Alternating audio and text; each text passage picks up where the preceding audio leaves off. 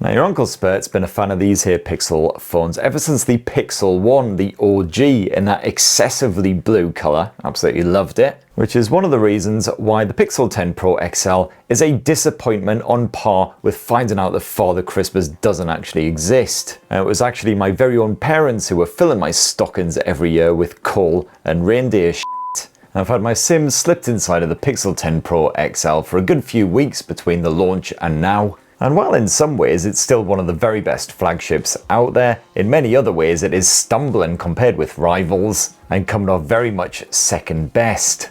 And so at last, here's my Pixel 10 Pro XL review, and for more on the latest and greatest tech, please do subscribe, ding that old notifications bell. Cheers!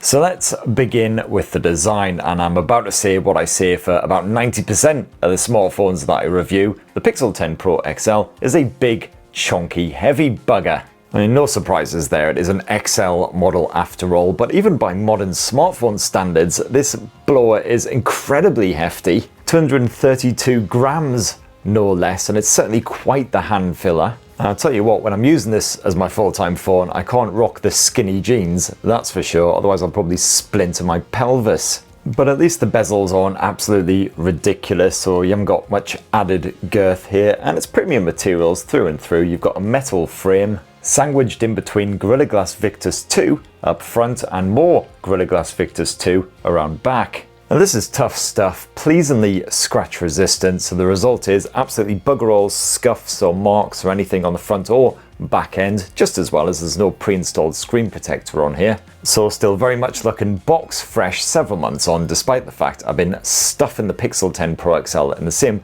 trouser pocket as other smartphones for camera comparisons. I've been chucking it into bags without any case or cover on. And meanwhile, that matte back does a really nice job of eluding greasy fingerprints and other grimy muck. The only problem is the inner corners of that camera bump are once again a safe haven for cack and bits of pocket fluff, so every now and then you'll have to give it a bit of a scraping out. And for some reason, Google went for a shiny finish for that silver metal frame, so that does pick up grimy, greasy nastiness all too easy. So you'll definitely want to give that a thorough buffing every now and then. Not that it really matters, because the second you pick this thing up again, it gets all greasy and grimy again. But hey, you can even chuck it in the sink with your washing up if you want to, because the Pixel 10 Pro XL is IP68 dust and water resistant, the minimum you'd expect from a flagship these days. Now to unlock this almighty hefty bugger, you've got an in-display ultrasonic fingerprint sensor, which is generally dependable, reasonably responsive as well. Not quite as good as the latest ultrasonic scanners that I've tested out in the likes of the Honor Magic 8 Pro, the OPPO Find X9 Pro for instance, but still really rather good and backed by Face Unlock. And then naturally, of course, because this is a Google smartphone, you've got the latest, freshest version of Android, good old 16. And it comes complete with 7 guaranteed years of OS updates and security patching, one of the best pledges out there. But unfortunately, even several months on from the Google Pixel 10 Pro XL launch, I have found that the software experience is a little bit bulky. It's not as bad as it used to be, but apps will still occasionally completely crash on me or just straight up play silly buggers for no apparent reason. And this almost always exclusively happens with Google's own first-party apps as well, so it makes even less sense. And just when you think you may have witnessed all of the most random behavior here on the Pixel 10 Pro XL, it'll magically conjure up a fresh bit of f***wittery. Like just the other day, for instance, whenever I tapped on an app icon, my Pixel 10 Pro XL would be like, nah mate, you don't want to do that. And instead of loading up that app, it would load up my most recently used app, which I just quit out of. The Bluetooth streaming can also be a bit patchy, but more on that later. And as I say, it just makes bugger all sense because these are Google apps running on Google hardware. I've tested loads of other Android 16 smartphones in the past few months and all of them have behaved absolutely fine. So honestly, I feel like I'm not only taking crazy pills, but I've gone and scarfed the whole bloody bottle. But the occasional wee bit of bulkiness aside, the software experience here on the Pixel 10 Pro XL is lovely, helped in no small part by the fact that Gemini is easily the best AI assistant out there. You've got a trial subscription to Google AI Pro, which gives you full access to Gemini Live, where you can have a proper free-flowing conversation with the terrifyingly natural sounding assistant. And you've got full Gemini support in other Google apps like Docs and Gmail these days as well. So honestly, it's no surprise at all that Apple is chucking absolute vats of money Google's way in order to get a bit of that action on the go. Because replacing Siri with Gemini is going to be a massive upgrade. It'd be like trimming your toenails with an actual toenail clipper after years of using a bloody potato peeler. But of course, that Gemini experience isn't exclusive to Pixel smartphones. It's available on a wide range of handsets, and the new exclusive features that they've introduced for the Pixel 10 series, the likes of Magic Q, I'm still yet to really use. Yeah, I've got it turned on in the system settings, have done ever since I first set up the Pixel 10 Pro XL, got all the wee boxes checked. It's just never actually done anything for me. And if you don't know, Magic Q, it's supposed to anticipate your needs and basically make your life easier. So for instance, someone might message you saying, where are we meeting for dinner later? At which point Magic Q would read your calendar on your behalf and pop all that information up right there in the messaging app so you can just copy and paste. But unfortunately, the limitations are all too obvious because after several months of using this smartphone, just never seen it in action. Probably not helped by the fact it's not really fully supported by third-party apps yet. So the big new feature that's supposed to get you onto the Pixel 10 series is generally about as useful as a condom machine in the Vatican. But still, hey, all the usual Pixel features are present and as smashing as ever, including a great bunch of security and privacy shenanigans, and some truly excellent safety features chucked on there as well for a bit of extra peace of mind.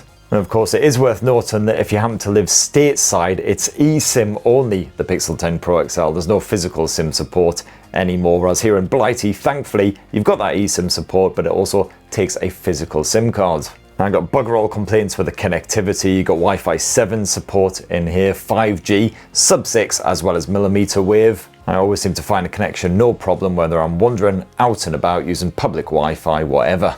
Now the display that Google has slapped on the front end of the Pixel 10 Pro XL is almost the exact same 6.8-inch Actua panel as the older Pixel 9 Pro XL, and therefore still a smasher.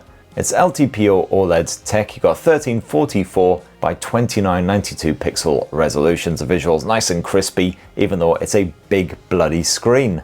And Google's boosted the peak brightness a wee bit compared with the previous generation, so bugger all issues with outdoor visibility, even in sunnier climes than the UK, while evening and bedtime viewing also easy on the eyes. You can also double the PWM dimming here on the Pixel 10 Pro XL by switching on the Adjust Brightness for Sensitive Eyes feature, although this simply boosts it up to 480Hz from 240Hz, which still isn't a patch on many other flagship rivals, basically all of the Chinese phones out there. And I can't complain about the stereo speakers either, pretty balanced output overall, reasonably beefy, not too tinny or anything like that, although I still wouldn't listen to music through this thing.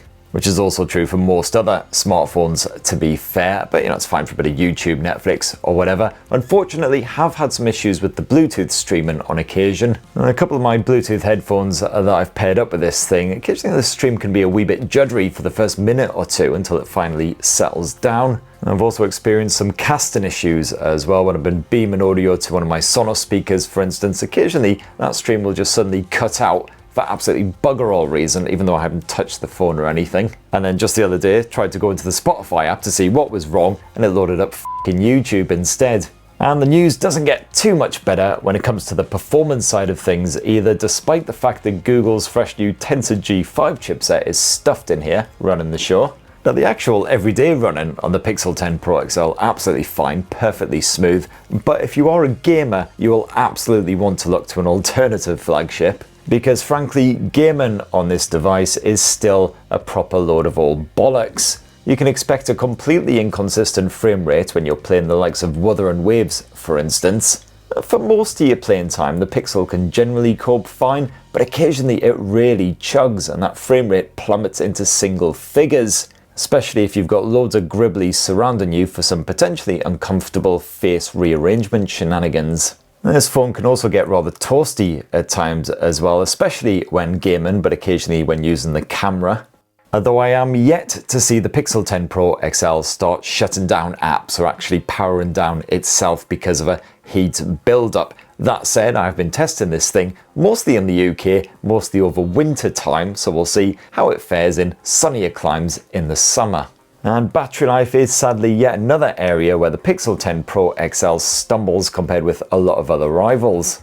Despite the fact that the Pixel 10 Pro XL is a big, heavy, chunky git, you've only got a 5200 mAh cell in there, which, sure, that's not small, but it is significantly smaller than a lot of big Android rivals these days. I'm thinking about your Honor Magics, your OPPO Find X9 Pro, the likes of the OnePlus 15, all sporting 7000 mAh plus batteries. You know, battery life isn't bad here by any means. I'm quite a demanding heavy user, and you know, my average bog standard day, I'm getting up, I've got 100% charge in this phone, and at the end of that day, face planted on my pillow, getting all tucked up with Teddy, I'm just slipping into that power saver mode usually, so we're talking sort of 18-19% charge remaining.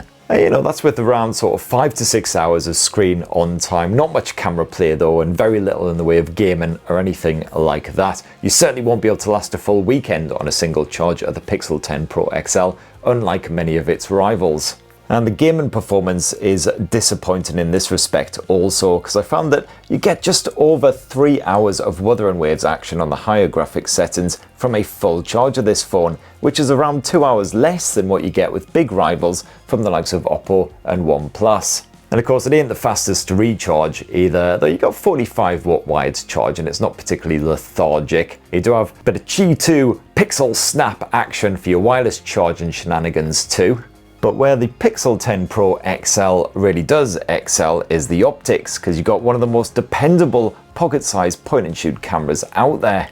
Now, Google's Pixel Camera app, very easy to get on with and quite intuitively laid out. You don't have much in the way of customization, but you got the bog standard sort of set of pro controls, including tweaking the exposure level, the white balance, etc, because you can get a specific vibe if you want. And it's even more friendly for amateur photographers thanks to the camera coach feature, which can help guide you to get the perfect snap at any given situation just by popping up a few simple tips and tricks. But what of the actual hardware here on the Pixel 10 Pro XL? Well, that main shooter uses a 50 meg Octa-PD sensor, 1/1.3 inches. And for my testing, I basically never even bothered touching those pro controls because this phone can spaff out natural looking shots with sod all effort.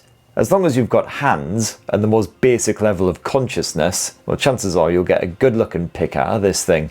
Any kind of saturation is incredibly rare, in stark contrast to those iPhones and Samsungs, while even when you are dealing with CAC lighting, the Pixel doesn't lose the plot. It still offers up well-balanced photos with natural tones and very little noise, and that's with next to no hanging about. And good news if you've got kids, pets, etc, because action shots usually dependable, you only get blur and really soft lighting. You've got 2 times lossless zoom with the Pixel 10 Pro XL's main sensor, and the detail levels aren't noticeably rubbish when you hit the 3 to 4 times level, at least with casual browsing. And it's when you hit the 5 times level that 48 megapixel telephoto shooter takes over.